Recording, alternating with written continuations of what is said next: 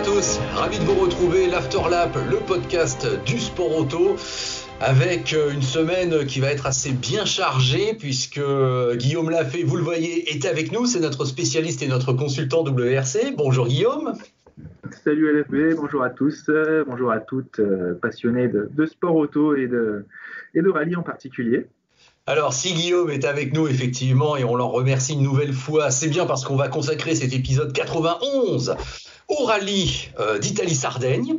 Et je préviens tout de suite mes fidèles auditeurs et spectateurs que l'épisode que j'aurais pu faire aussi consacré au Grand Prix d'Azerbaïdjan, et Guillaume, tu as suivi ça aussi quand même, hein, bien sûr, avec un final un petit peu fou, mais un résultat totalement inattendu, eh ben, je vais l'inclure dans mon rendez-vous de la semaine avec Maxime Potard pour notre talk vidéo et audio usuel Green White Checkered qui sera mis en ligne mercredi.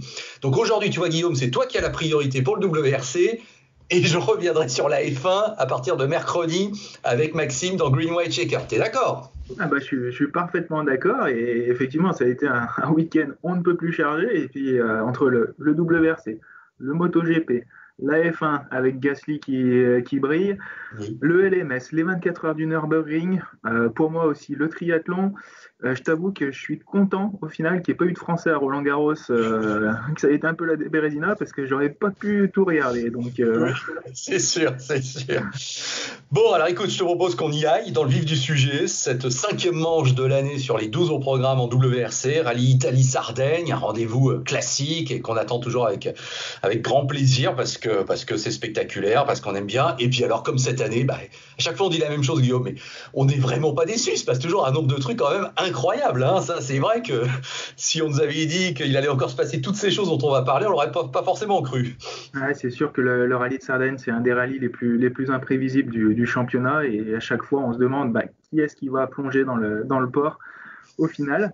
Et pour une des premières fois et surtout la première fois de Toyota, c'est encore Ogier et Ingrassia qui tirent les marrons du feu et qui ont pu justement profiter de cette baignade dominicale. Voilà, alors j'ai vu une photo, vous l'avez certainement vu, on voit Seb qui est à l'horizontale et il nous fait un superbe plongeon pour aller dans l'eau, quoi. Donc il a joué le jeu, il n'y a pas de problème. Donc victoire de Ogier et d'Ingrassia. Alors 4e victoire en Italie-Sardaigne pour eux.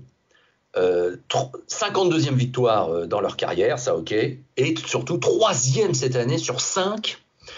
Et ça, Guillaume, ma première question, elle est évidente. Comment a-t-il fait pour tenir à ce point-là vendredi et ne pas perdre autant de temps alors qu'il l'avait lui-même dit, qu'est-ce que je fais là ? Je ferais mieux de rester à la maison. Eh bien, c'est sûr qu'il y a toujours ce phénomène de balayage qui est extrêmement important sur les rallyes de terre. Après, il ne faut pas se cacher non plus que le rallye de Sardaigne, c'est peut-être un de ceux où c'est un petit peu moins pénalisant que sur les autres manches, puisque en fait, le revêtement est beaucoup plus mou que sur d'autres rallyes. En fait, la terre est moins compacte. Donc, ce phénomène de balayage, plutôt que d'impacter vraiment le premier, la deuxième, voire la troisième voiture, il a plutôt tendance à pénaliser les 5, 6, voire 7 premières voitures, et en tout cas à niveler les performances. Et donc, du coup, aussi par son expérience, puisque Ogier il est habitué à balayer, il s'est fait sa propre expérience, il est arrivé un peu à masteriser tout ça et à s'en tirer bien mieux que les autres. Et en plus, forcément, il y avait pas mal de nouvelles spéciales du fait du déménagement du rallye. Et on sait que Sébastien Ogier et Julien Ingrassia, quand ils sont dans ces configurations-là, ils sont très souvent très bons. Alors, ce qui est fou, c'est que on a tendance maintenant à se dire, connaissant le bonhomme, sa qualité et son talent, évidemment, que si dans la première journée, il perd 1 minute au moins, ou en tout cas aux alentours d'une minute, et qu'il est 6e, effectivement... il ne pourra pas gagner et on espère qu'il fera 4, 3 peut-être. Mais s'il perd moins de 30 secondes et qu'il est dans le top 3, c'est tout juste si on se dit il va gagner parce qu'effectivement il a réussi et c'est exactement ce qui s'est passé en quelque sorte. C'est exactement ce qui s'est passé. Donc c'est vrai qu'il a terminé avec 30 secondes de retard à la régulière. Je ne pense pas qu'il aurait pu rattraper un Tanak qui avait l'air d'être enfin extrêmement à l'aise dans sa Hyundai et qui avait fait un début de rallye absolument exceptionnel. Là, il n'y a pas trop de doute là-dessus. Il n'aurait pas pu le reprendre Tanak. Ça aurait pu être n'importe quel autre pilote à la place de Tanak. Par contre, c'est vrai que, comme on a vu d'ailleurs avec la bagarre qu'il a eue avec Sordo le samedi, il a très vite pris les devants. Parce que 30 secondes pour un Ogier qui aujourd'hui est un peu au sommet de son art, c'est tout à fait rattrapable dans des conditions normales. Mhm. Et effectivement, c'est à partir du moment où il est en dessous de ces 30 secondes, ben, tout est possible pour eux. Voilà, et donc, bah écoute, t'es comme moi, tu penses que ce qu'on dit à chaque fois, on le revérifie, c'est lui le boss, c'est lui le patron quand même, c'est lui la référence, hein, on est d'accord. Ah bah là, aujourd'hui, il y a pas de question à se poser, aussi bien en termes d'expérience, de pointe de vitesse, de maturité, d'intelligence dans la course, de savoir quand attaquer ou pas. Parce que j'ai lu pas mal de choses et comme d'habitude sur les pros, les anti-Ogier, il a de la chance, il a tapé la même pierre que Tanak, mais il casse pas. Il y a un moment, c'est comme Loeb, c'est comme Schumacher à l'époque, c'est comme Hamilton aussi cette année. Si leur voiture elle casse pas et que c'est tout le temps celle des autres, il y a un moment, c'est pas du hasard. C'est qu'une grosse pierre, ben oui, ça se joue à quelques centimètres, mais il y a une chance plus importante de casser quand on met la voiture à un certain endroit, quand on est en train d'attaquer ou pas. Voilà, c'est Hmm. tout un art de faire. Et là, aujourd'hui, honnêtement, je pense qu'ils sont à l'apogée de leur carrière. J'espère que ça dure. J'aimerais bien aussi les voir encore l'année prochaine. Bah oui. S'ils peuvent arriver à les garder chez Toyota pour développer la nouvelle voiture, ce serait vraiment top. Bon, faut pas mettre la charrue avant les bœufs. Il faut déjà gagner ce titre cette année. C'est en bonne voie, rien n'est joué. Mais c'est vrai qu'aujourd'hui, c'est les maîtres incontestés du WRC. Ouais. Il y a qu'un truc que j'ai pas compris, je sais pas si tu l'as ressenti aussi comme moi, c'est à l'arrivée de la Power Stage, donc la fin du rallye, bah, je trouve que Sébastien a pas l'air super jouasse dans la voiture, non? C'est moi qui me fais une idée ou t'as eu aussi cette Ouais, impression? je t'avoue que quand ils sont montés sur le toit, ils m'ont paru pas blasés, mais pas très loin. Mais Ouais. je pense aussi qu'il y a une petite déception de ne pas être allé chercher les points de la Power Stage. Ah ouais. Parce que j'ai l'impression qu'ils les voulaient vraiment pour continuer à creuser.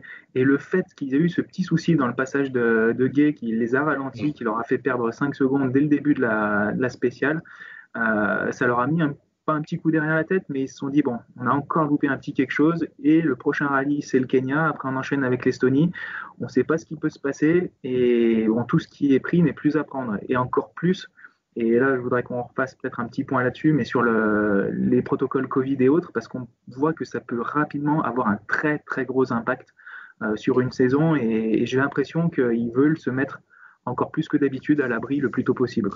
Ah, écoute, c'est pour ça que je suis ravi que tu sois vraiment avec moi, parce que là où moi je réagissais en mode, bah effectivement, comment dirais-je, réaction en voyant l'image, et effectivement, oui, un peu blasé, un peu pas content de Seb.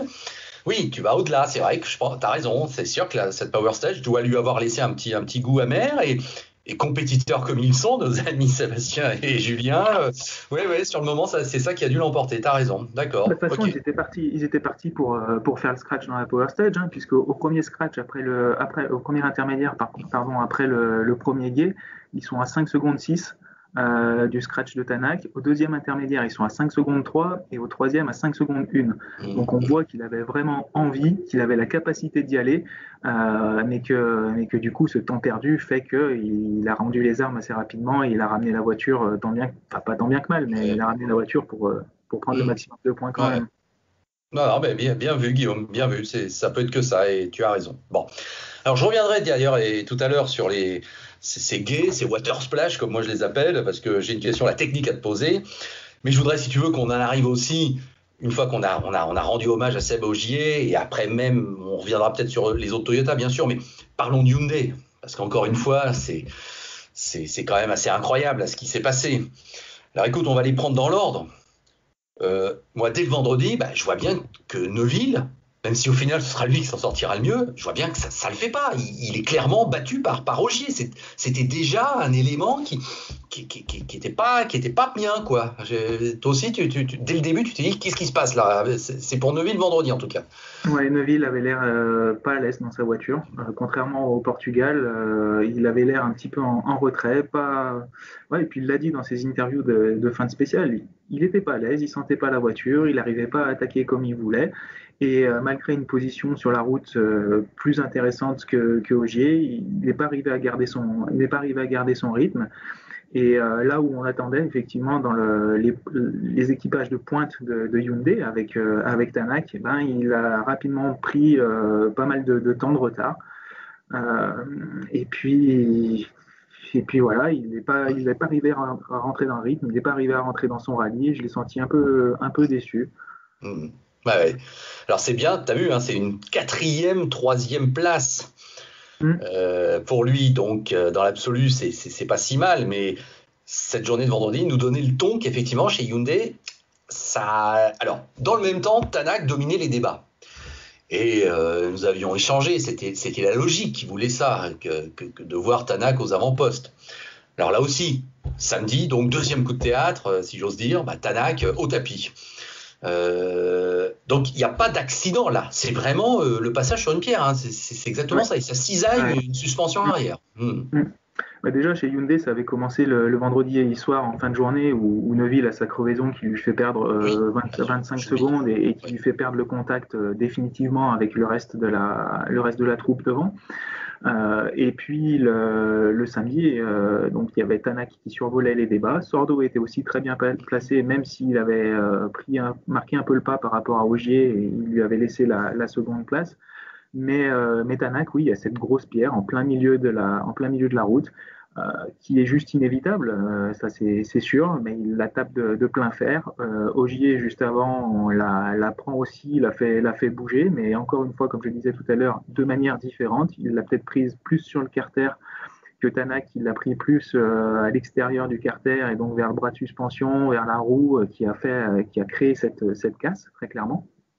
Il faut savoir qu'en Sardaigne, on roule sur des anciennes voies pavées romaines. Donc ces gros blocs de pierre, en fait, ce sont les gros blocs qui étaient posés par les Romains à l'époque pour créer les voies pour les charrettes et les chevaux, et qui ont été recouvertes de terre pour créer ces chemins-là, pour les tracteurs, pour les agriculteurs, etc. Et au fur et à mesure, elles peuvent ressortir. Et c'est ce qui est arrivé très clairement sur ce passage-là. Bon, alors donc Tanak, mais ça nous rappelle un petit peu ce qu'il a toujours été un petit peu quand même, Tanak, hein, plutôt flamboyant, super rapide, dominateur quand il l'est, et pas à l'abri des veines et d'une malchance, hein. Ça a toujours été un peu quand même son signe. C'est ça, rapide comme l'éclair, on dira, mais aussi ne sachant peut-être pas aussi bien gérer une avance qu'un Ogier, qu'un Loeb à l'époque.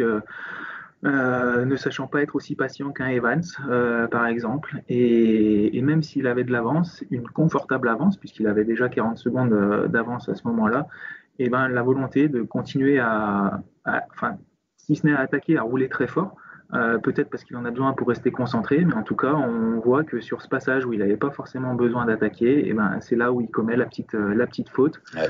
Et peut-être que c'est aussi une petite faiblesse de la Hyundai, comme on l'avait vu au Portugal sur l'arrière. Là, c'est l'avant qui tape et c'est l'avant qui casse. Voilà, un peu de malchance, certes, mais pas que. Et si ça ne suffisait pas, quelques heures plus tard, Sordo nous fait une belle figure et lui aussi abandonne. Alors, est-ce que là, on peut plus parler de... Parce que je vois bien, d'après les réactions, je ne sais pas ce que tu en penses, mais Adamo a dit « Je refuse de faire de Dany un bouc émissaire ». Mais s'il dit ça, ça veut bien dire qu'effectivement, en interne, j'imagine qu'on a fait gloops et qu'on n'a pas goûté cette erreur de Dany et qu'effectivement, là, ça faisait trop. Enfin, c'était la goutte d'eau qui faisait déborder le vase, comme on dit. Donc là, comment tu l'analyses, ce qui s'est passé pour Dany Sordo ? J'aurais pas aimé être à sa place. Enfin, si, j'aurais aimé être à sa place dans le baquet, mais au final, j'aurais pas aimé être le dernier représentant de Hyundai bien placé. C'est son 3e rallye de la saison. Il n'est pas confirmé pour l'année prochaine. Il est en discussion avec pas mal d'équipes. Et puis là, il se retrouve avec tout le poids de Hyundai sur les épaules. Parce que clairement, il faut qu'il marque des points pour le constructeur, il faut qu'il empêche Ogier de marquer des points pour pas trop devancer Neuville ou Tanak, par exemple. Enfin, il doit jouer son rôle d'équipier modèle, sauf que les top pilotes ne jouent pas leur rôle et n'assurent pas. Donc c'est à lui d'assurer. Donc oui, c'est sûr qu'il peut apparaître comme le dindon de la farce, un peu en ayant fait ces tonneaux et cette petite erreur qui n'est pas flagrante, hein, encore une fois, elle coûte cher, mais là aussi on peut se poser la question. Normalement, c'est pas ça arrache un choc comme celui-là ne doit pas forcément arracher la suspension comme ça l'a fait sur la Hyundai. Donc est-ce qu'il n'y a pas aussi un petit point de conception, un petit point de technique à regarder de ce côté-là, du côté de Alzono? Seul Adamo et les équipes d'ingénieurs le savent, mais je trouve que ça fait beaucoup de problèmes, on va dire techniques, certes engendrés par le pilotage des équipages, mais ça fait quand même beaucoup à côté d'une Toyota qui se montre très très robuste et qui est là pour récolter les très gros points, quoi. Aujourd'hui, Voilà. c'est sûr que c'est pas Toyota qui a gagné le rallye, c'est Hyundai qui l'a perdu. Et Guillaume, on a un peu l'impression que c'est quand même la même chose qu'on disait déjà la dernière fois au Portugal, avec forcément la mise en projecteur des problèmes Hyundai et une constance beaucoup plus avérée chez Toyota. Donc, euh, c'est notre jeu de dire ça, et je vais te la poser la question là très franchement. Est-ce qu'il y a une crise là majeure chez Hyundai? Encore une fois, c'est un petit peu tôt dans la saison, même si le Safari, le prochain rallye, sera la mi-saison. Mais il reste tellement de rallyes, tellement différents. Aujourd'hui, Hyundai, ils peuvent encore gagner et faire des doublés sur tous les rallyes. C'est simple, que ce soit avec tous leurs pilotes, ils peuvent faire des podiums et des doublés sur tous les rallyes. Comme Toyota, ils sont exactement dans la même configuration. Donc la spirale négative dans laquelle est Hyundai actuellement peut très bien s'inverser et partir du côté de Toyota. Donc aujourd'hui, on ne sait pas dire. Après, c'est sûr que vu le contexte et encore une fois avec ce qui se passe, vaut mieux avoir tous les points d'avance, les 49 points d'avance qu'a Toyota au championnat constructeur plutôt que de les avoir de retard. Ça, c'est clair et net. Après, rien n'est joué. Tout est encore possible et charge à Andrea Adamo et à son équipe qui ont déjà montré tout leur savoir et leur professionnalisme de savoir se remettre en question et de se remontrer performants et attendre le faux pas des autres équipages Toyota qui ne sont pas à l'abri non plus. Ben non. D'ailleurs, Ogier gagne, Evans est deuxième, d'accord. Katsuta mérite de façon méritoire et quatrième, mais Rovanperä, par exemple, n'y est pas. Donc effectivement, Toyota ne fait pas non plus le carton plein. Non, Rovanperä n'y est pas et ça fait 2 fois en 2 rallyes où il a des problèmes techniques. Parce que là, pour le coup, Rovanperä, sa casse de suspension à l'avant droit, c'est une casse mécanique. C'est pas de sa faute. Apparemment, il a fait une réception d'un gros saut sur la roue avant droite plutôt que sur les 2 ou 4 roues. Mais normalement, c'est pas quelque chose qui est censé casser la suspension. Et là, il y a la fixation supérieure de l'amortisseur qui s'est complètement, qui a pas cassé sur le coup, mais qui, suite à des chocs répétés par la suite, tout à fait normaux, a cédé et l'oblige à abandonner. Donc voilà, c'est des choses qui peuvent arriver à Toyota aussi. Le prochain rallye, c'est le Safari. Et il y a aussi l'Acropole qui va être extrêmement agressif pour les mécaniques. Où là, ça va être des épreuves d'endurance plutôt que des épreuves de sprint, hein. Un peu comme a été un avant-goût en Sardaigne. Alors dis donc, au championnat, tu as vu que Tanak a 57 points maintenant de retard. Ouais. C'est quand même beaucoup. Il serait bien inspiré quand même, s'il voulait se remettre vite, de gagner chez lui en Estonie, mais sans doute avec le Kenya au milieu. Neuville 29, on arrive à ce rallye d'écart pratiquement avec Seb. En revanche, c'est vrai, et ça peut peut-être expliquer effectivement la frustration de Seb, il n'a que 11 points d'avance sur Elfyn Evans, alors qu'il a gagné les 3/5 des courses depuis le début de l'année. C'est vrai qu'Evans, c'est son 5e top 5, hein, tu l'as vu comme moi, il est super solide. Hein. C'est ça, Evans, dans la lignée de ses autres rallyes, qui se montre encore une fois dans la lignée de la fin de saison dernière comme le concurrent principal à Seb et Julien. Un rallye à la Evans, jamais flamboyant, une montée en puissance progressive tout le long du rallye, et un peu comme un Burns à l'époque, il est là pour engranger. Il n'est jamais fulgurant, toujours là par contre, et à chaque fois il fait des belles courses, parce qu'il fait des temps scratch, il n'est pas là pour ramasser les miettes non plus, il est toujours positionné. Et bravo à lui, c'est le concurrent principal de Seb Ogier. Latvala a dit dès le départ qu'il n'y aurait pas de consigne d'équipe. Pour le moment, il n'y en a pas eu. Et voilà, qu'ils se battent entre eux. Et effectivement, les 11 points d'écart, c'est rien du tout dans ce championnat. Voilà. Bon, écoute, j'ai envie de passer en revue un petit peu d'autres forces en présence et de te poser pas mal de questions. Si on passe au 3e constructeur, Ford et M-Sport. Bon, alors Suninen faisait son retour dans la catégorie principale. Qu'est-ce qu'on peut en dire ? Pas grand-chose. Très déçu. Un rallye très compliqué pour Ford dans son ensemble, que ce soit en rallye 1 ou en rallye 2. Suninen qui sort encore une fois dès la première spéciale, exactement comme au Monte-Carlo.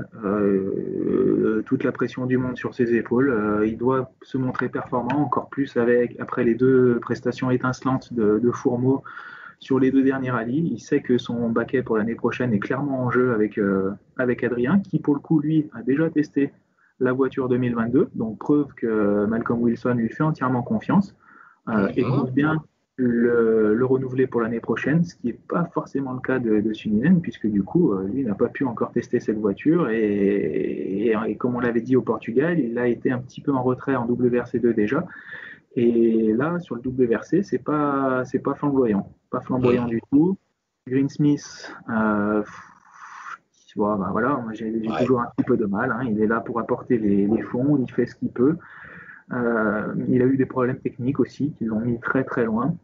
Le premier jour, Fourmeau qui aussi tape une pierre, arrache une suspension. Donc même en WRC2, ça s'est mal passé pour M-Sport, même si Adrien a fait des très très bons temps sur les 2 derniers jours. Donc ce qui est plutôt rassurant sur sa pointe de vitesse, même en WRC2. Mais pour la première fois depuis 21 ans, on n'a pas de Ford dans le top 10 au général. Ah, oui.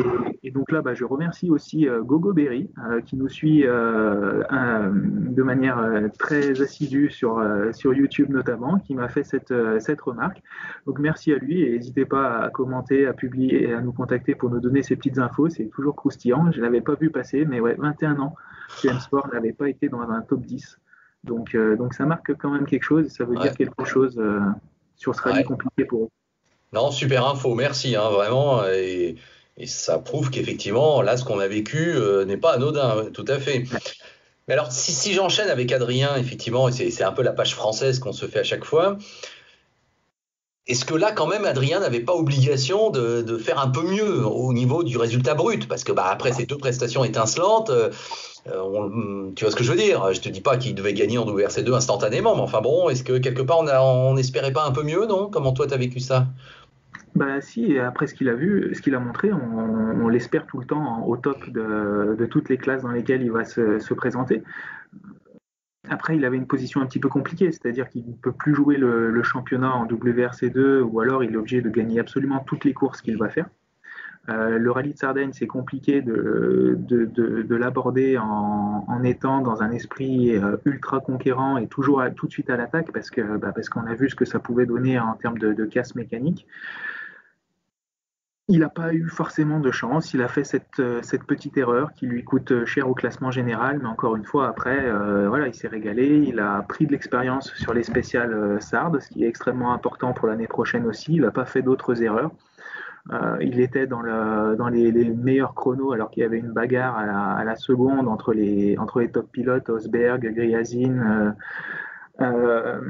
et Utunen. Voilà. Donc voilà, il arrive à se positionner là-dedans de manière très régulière. Donc non, c'est plutôt rassurant pour lui. Après, le résultat brut est un petit peu décevant, mais il n'est pas plus important que ça. Je pense que Malcolm Wilson a plutôt regardé les temps qui a été fait, les essais aussi qui ont été faits sur la voiture, parce que c'est clairement un rallye de développement aussi pour M-Sport et sa Fiesta Rally 2.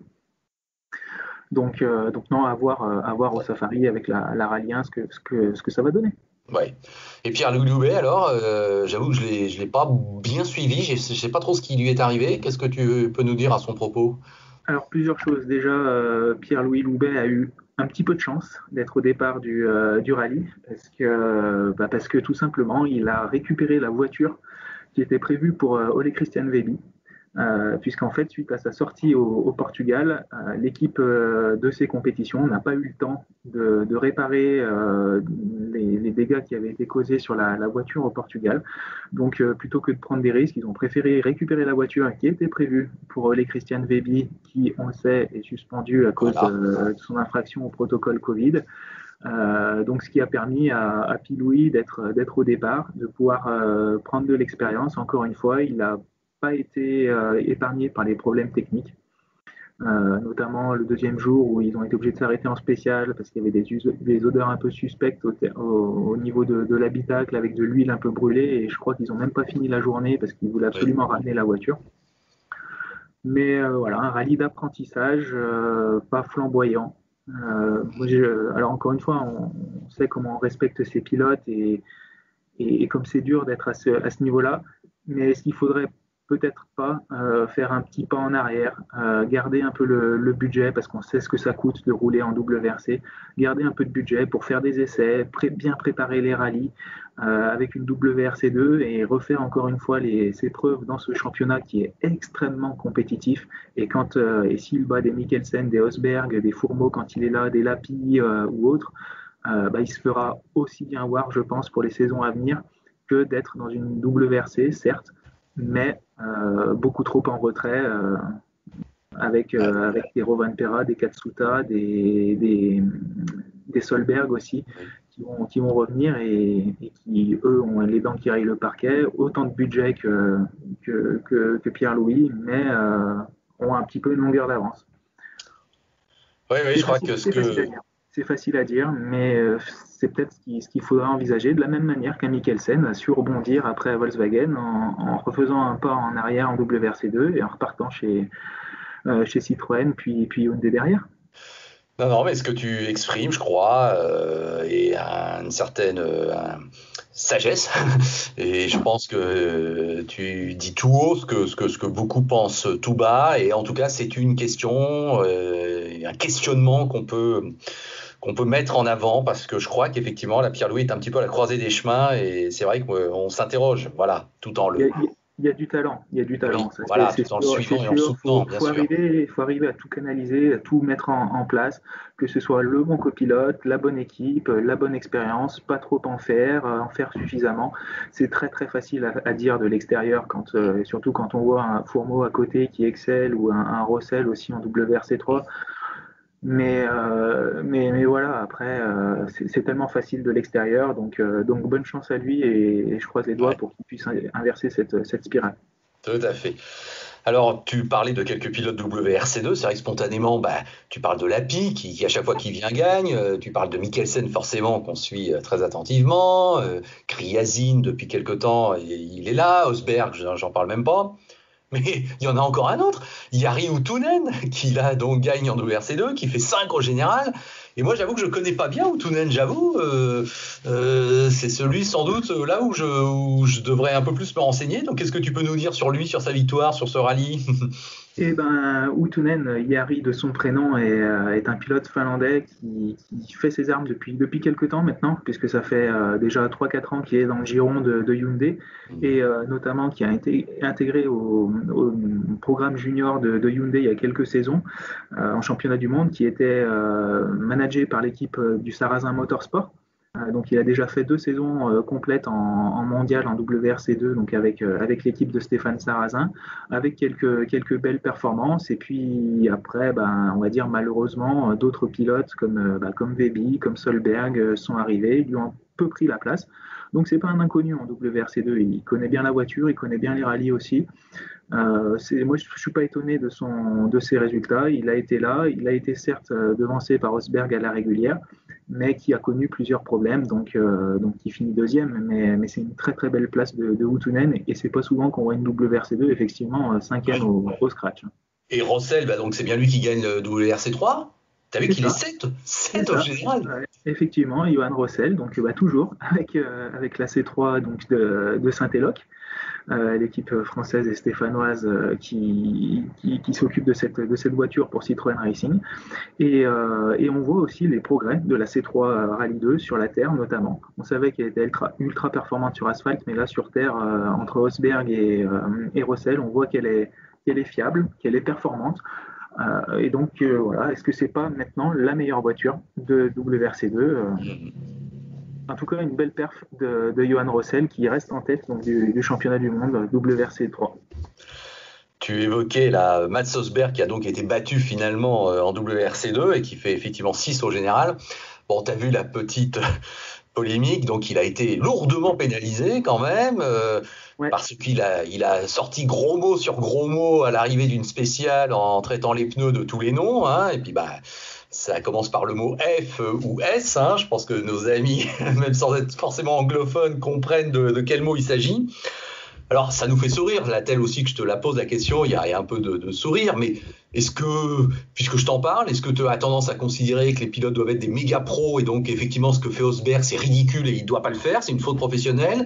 Ou est-ce que tu l'excuses et tu dis que là la FIA est aussi trop rigoureuse? Je sais pas, t'as un avis là-dessus? Tout le monde a un avis, tout le monde a son propre avis, sa propre sensibilité. Après, bon, c'est sûr qu'il a dit des gros mots, il était à chaud, il descendait d'une power stage où il se bagarre encore à la seconde pour gagner le rallye, ce qu'il a fait pendant tout le rallye. Il a perdu 1 minute sur une pénalité voilà, qui était normale parce qu'il a pointé en retard. Il a rattrapé 7 minutes, il repasse devant, il a ce problème de pneu qui éclate et qui le fait repasser derrière. Donc certes, il est frustré, il est plein d'adrénaline, il arrive à la fin de la spéciale chaud bouillant et il lâche ses quelques mots parce qu'il est un peu désemparé et les pneus effectivement lui ont fait perdre cette première place. Après, il faut savoir ce qu'on veut. Des fois, on dit que les pilotes, que ce soit en rallye, en Formule 1, sont trop polissés, sont langue de bois. Et puis, dès qu'ils disent un ou deux jurons qui restent encore tout à fait acceptables. Hein. Je veux dire, tout le monde dit ça au moins 5 ou 6 fois par jour, même devant des enfants. Donc voilà, bon, il a eu 1 000 € d'amende et c'est surtout par contre 25 points de pénalité avec sursis. Qui pourrait lui coûter cher si jamais il reproduit ça dans la saison. Donc c'est surtout ça qui est la principale problématique. Après, pour revenir sur les pneus, il a souligné justement, enfin en tout cas il a mis en cause la fragilité des pneus Pirelli, qui avaient tendance à beaucoup se délaminer, un peu comme on l'avait vu au Portugal. Bon, je trouve que c'est un petit peu injuste parce que des crevaisons, il n'y en a pas eu tant que ça. En tout cas, des crevaisons qui étaient non imputables au style de pilotage du pilote. Mais c'est vrai que c'est un week-end compliqué pour Pirelli, hein, parce qu'entre Rosberg qui leur fait pas de la bonne pub, Verstappen et Stroll en Formule 1 qui éclatent leurs pneus, c'est vrai qu'il ne fait pas bon être manufacturier unique aujourd'hui dans les équipes. Mais bon, après c'est pareil. Enfin, je veux dire, je suis peut-être un petit peu long, mais c'est pour bien expliquer. Pirelli apporte des pneus. Encore une fois, sur rallye, il y avait 24 pneus durs et 8 pneus soft. Ouais. Les conditions climatiques, on ne peut pas les prévoir à l'avance. C'est un rallye qui est censé être complètement sec. Finalement, dans la nuit de vendredi à samedi, il pleut. Donc les softs, il fallait les utiliser dès le samedi matin. En les croisant plus ou moins, il y en a qui se partaient avec 3 pneus durs, un pneu soft et qui échangeaient en cours de route. Donc c'était compliqué. Et puis surtout, il ne faut pas oublier que les équipes cherchent la performance au maximum et elles n'hésitent pas non plus à jouer avec les pressions, notamment. Et forcément, c'est plus performant, mais il y a des prises de risques. Et comme ça a été le cas en Formule 1 pendant des années, on est arrivé à une certaine limite où, oui, on va jouer avec la pression, on va crever, mais c'est de notre faute parce que Pirelli nous a dit d'utiliser le pneu dans une certaine plage de pression parce que ça fait monter dans une certaine plage de température qui reste safe pour le pneu. Et si on veut jouer, à un moment, c'est on gagne ou on perd. Et parfois, il y en a qui perdent et ils ne se rendent pas compte que c'est un peu de leur faute aussi. Donc je ne dis pas que c'est le cas pour Rosberg, hein, mais de manière générale, il faut faire quand même attention et pas dire que Pirelli est le seul responsable, parce que s'ils veulent, ils peuvent très bien amener des pneus en bois qui crèveront jamais, qui s'useront jamais, mais là, les pilotes diront « Ah, mais c'est pas sécuritaire parce que c'est pas stable, etc. » Donc voilà, il faut savoir ce qu'on veut et il y a toujours un compromis à trouver. Très bien. Je profite de ta présence, Guillaume, pour te poser une question technique. Je l'avais évoqué tout à l'heure, donc les water splash, les gays, là, et c'est vrai que ça fait partie du spectacle, et c'est vrai que c'est toujours des images assez spectaculaires. Alors écoute, si je prends en exemple la Power Stage, et je sais que tu l'as bien en mémoire comme moi, Suninen passe, je vois rien sur le pare-brise.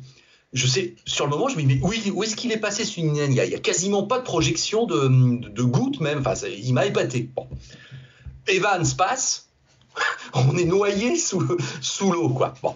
Alors ça, c'est ma première question. Est-ce qu'effectivement, les pilotes ont pour mission, est-ce que ça fait partie de leur arsenal d'avoir le moins de projection d'eau possible? Ah oui, bien sûr. L'eau est l'ennemi du moteur, hein, très clairement. Pour ces water splash, notamment, ces passages de guet, donc elles sont équipées d'un équipement un peu particulier. C'est un flap en fait qui est activé par le copilote de manière manuelle, qui vient boucher les entrées d'aération au niveau de la calandre avant qu'on voit vers toi.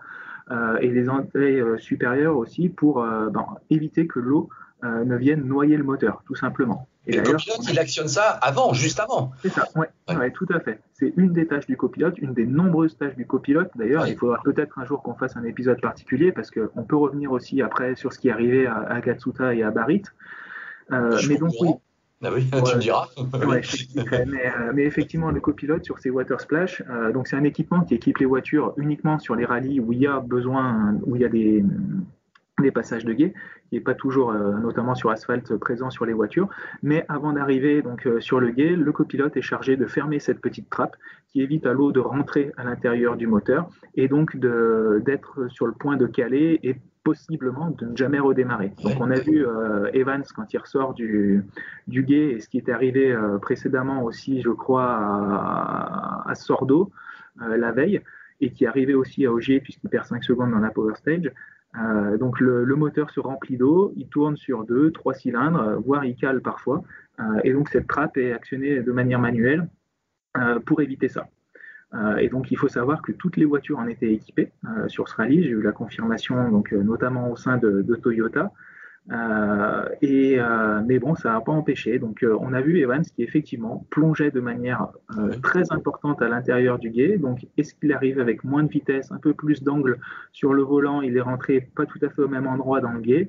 Ça, c'est des choses qu'il note pendant les reconnaissances. Donc s'il voit un passage qui évite de trop prendre d'eau, ils le font, puisque en plus ça ralentit la voiture.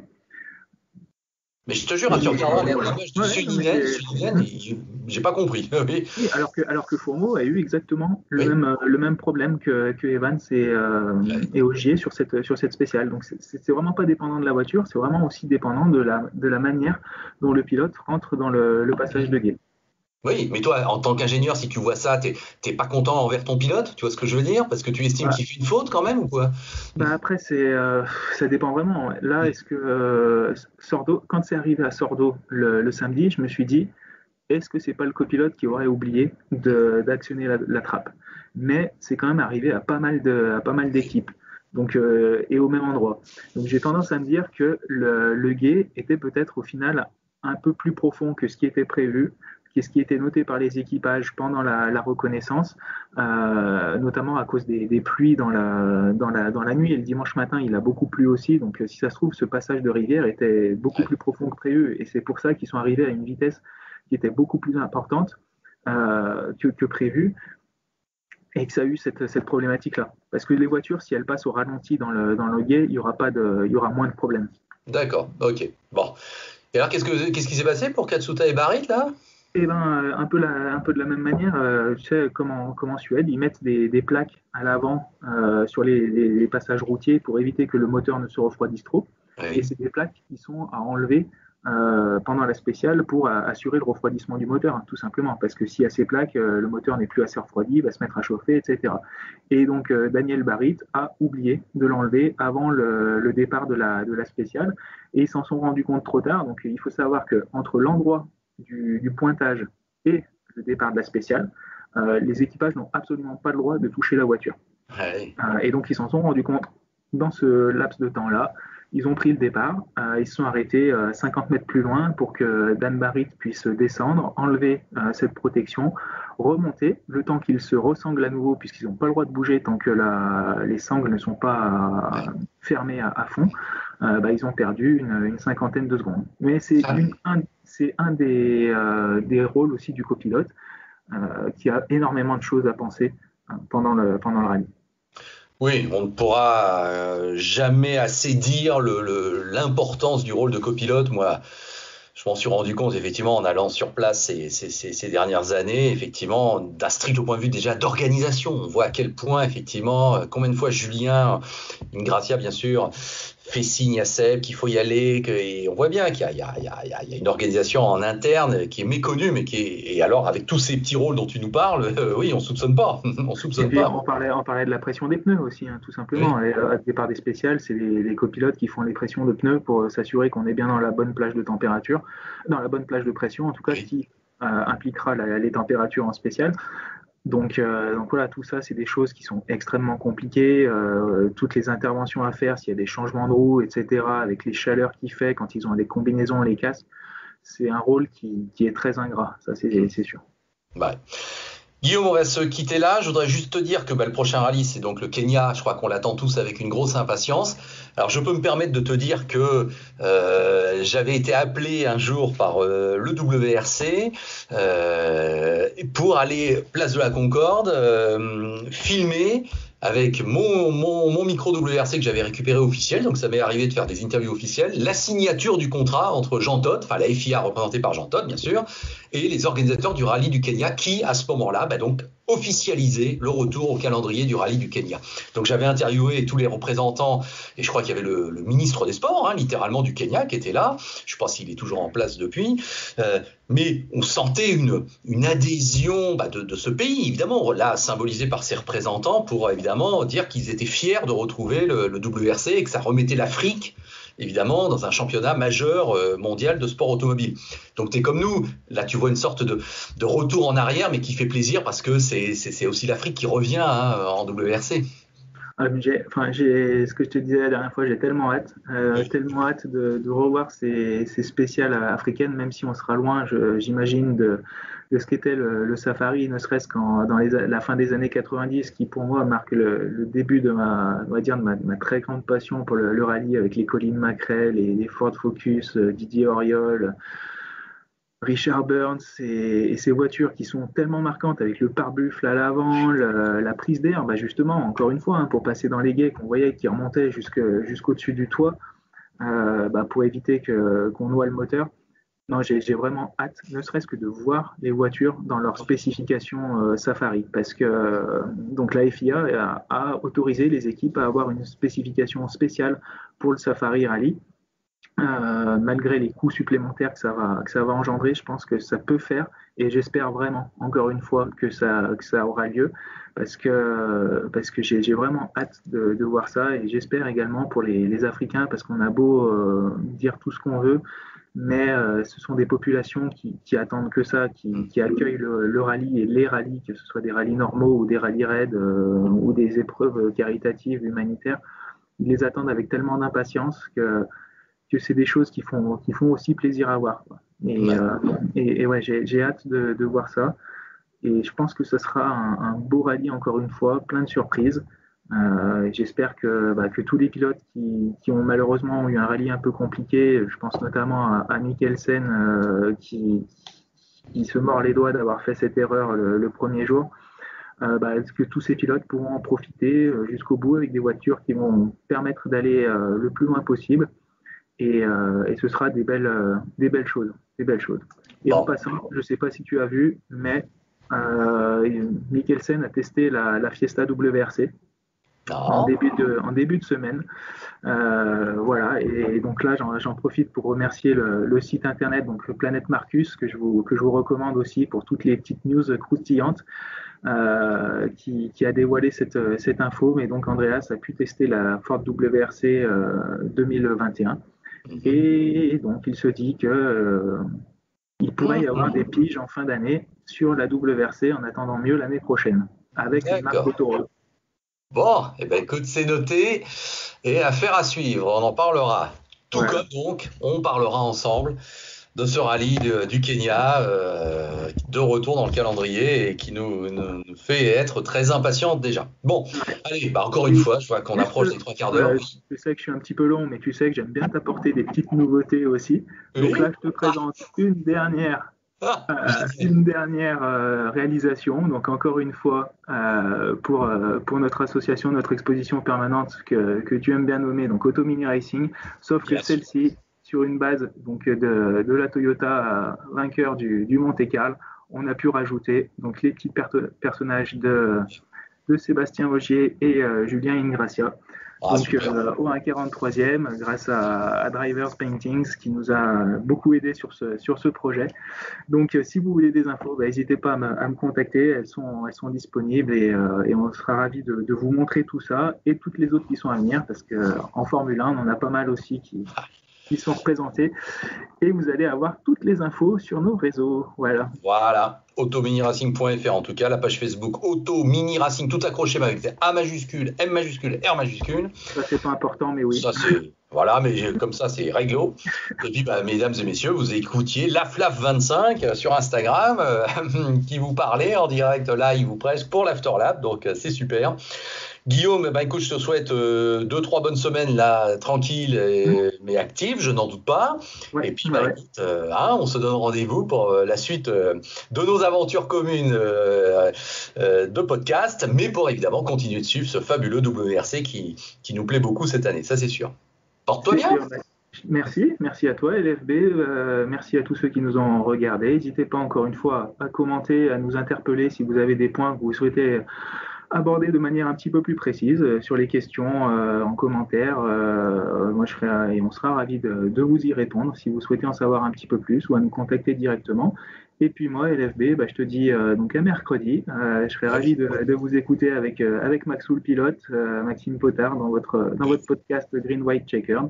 Hâte d'avoir votre avis sur le beau Grand Prix d'Azerbaïdjan et puis sur toutes les autres actualités motorsport qu'on a pu avoir ce week-end, notamment le LMS aussi au Paul Ricard, les 24 heures du Nürburgring et des belles victoires françaises et belges aussi pour nos amis belges. Voilà, c'est sûr. Allez Guillaume, à bientôt, merci à vous tous et suite au prochain numéro. Voilà, allez, ciao. Ciao, portez-vous bien, salut.